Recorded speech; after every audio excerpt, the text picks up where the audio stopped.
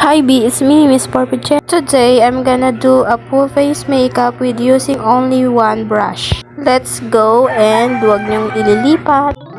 Before anything we do, I gonna use moisturizer for my face. Moisturizer aloe vera gel.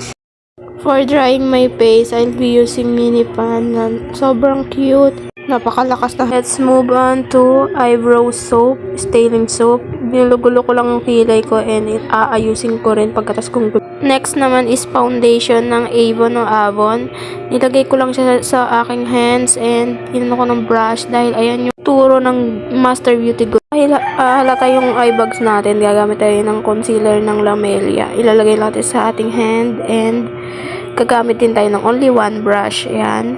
Patagalin lang natin siya sa ating under. Lagay lang tayo ng bronzer para sa ating matabang face dahil kakakain. Sarap kaya kumain.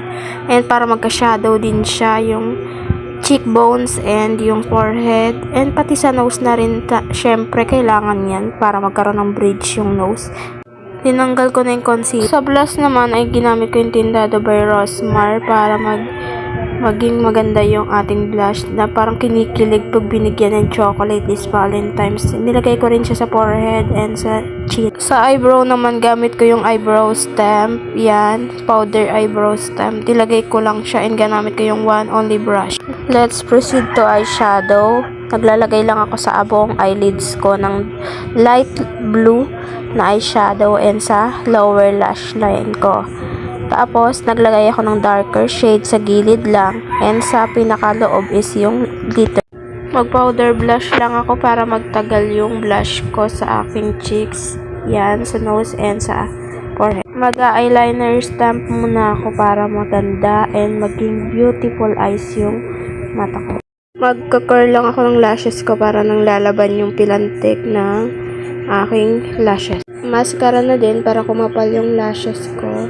Sa right and sa lips is nag-lip tint lang ako ng red pink and tinapalan ko ng dazzle. Mist naman ginamit ko yung Rosmar sunscreen mist and tinatuyo ko rin siya ng mini pan. Tapos sa powder naman ginamit ko yung Johnson's baby powder para maset yung buong face ko. Yun lang and this is my final look. Taray, ganda. If may gusto kayong challenge na gusto nyong pagawa sa akin is mag-comment lang kayo dyan sa comment section. Yan. Iintayin ko yung mga ipapagawa nyo sa akin challenge. Bye! Ti amo, B!